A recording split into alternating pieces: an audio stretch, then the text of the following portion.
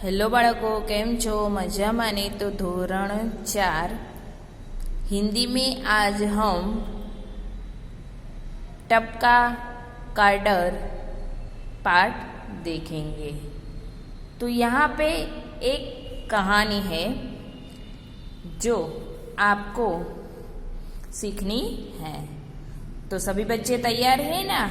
आप अपनी पाठ्य पुस्तक निकालें और पाठ नंबर 28 ऊपर देखें। तो आप तैयार हैं ना? हाँ, तो मेरे साथ यहाँ पे आप टपका का डर पाठ की समझूती देखेंगे। तो आपने कहानी अगाऊ के वीडियो में देखी होगी।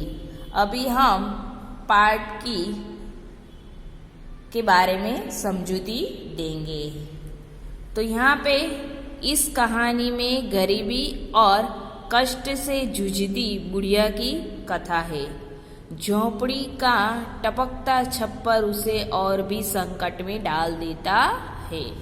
तो इस कहानी में यानी कि ये गरीब बुढ़िया है, वो कष्ट और गरीबी के कारण वो एक जंगल में एक अपनी छोटी सी झोपड़ी बनाकर रहती है।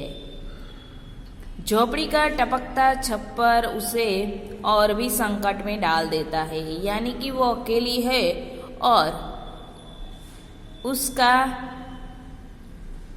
झोपड़ी का छप्पर यानी कि गुजराती में આપણે કહીએ તો તેનું છાપરું एक घास फूसથી बनावेલું હોય છે। तो उसे संकट में डाल देता है, यानी कि वो टपकता है। बारिश के कारण ज्यादा बारिश हो रही होती तो उसका छप्पर और भी संकट में डाल देता है, यानी कि बारिश में उसके घर में पानी पड़ रहा है। वह मन ही मन जुझला रही है, यानी कि वो मन ही मन परेशान हो रही है। बरसात से परेशान एक बाघ बुढ़िया की झोपड़ी के पास आकर बैठ जाता है, यानी कि वो बारिश से भीग गया है और वो परेशान होकर बुढ़िया की झोपड़ी के पास आकर बैठ जाता है। बुढ़िया की बातें सुनकर अनजान भय से वह घबरा उठता है और भाग जाता है, यानी कि बुढ़िया अंदर दो बातें बोल रही है, वो सुनकर अनजान बाघ भयभीत हो जाता है और घबरा जाता है कि ये क्या बोल रही है। तो इसकी बातें सुनकर वो घबरा जाता है और वहां से भाग जाता है।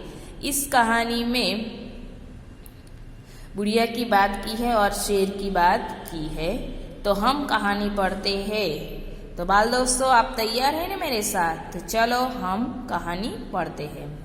बरसात का दिन था, चारों ओर पानी बरस रहा था, यानी कि वरसाद આવી રહ્યો તો વરસાદની સિઝનમાં અને ચારે બાજુ પાણી વરસી રહ્યું હતું। जंगल में बुढ़िया का घर भीग रहा था, यानी कि जंगल में एक बुढ़िया यानी कि उम्रलायक वृद्ध व्यक्ति डोसीનું घर હતું।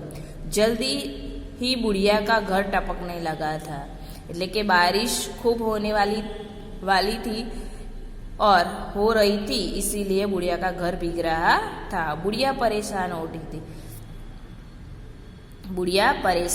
उठी थी, परंतु करती भी क्या? छप्पर को छाए कौन? એટલે કે આ છાપરા ઉપર ઢાંકે કોણ?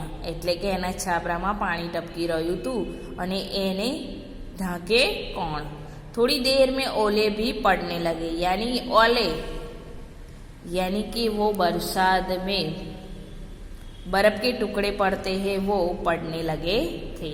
बैर बार बार ओले उधर, बाघ ओलों की मार से परेशान हो उठा था, यानी कि वाघ હતો તે ઓલે એટલે કે બરફના ટુકડા વરસાદમાં પડી રહ્યા હતા અને એને વાઘને વાગી રહ્યા હતા, તેથી તે પરેશાન થઈ રહ્યો હતો।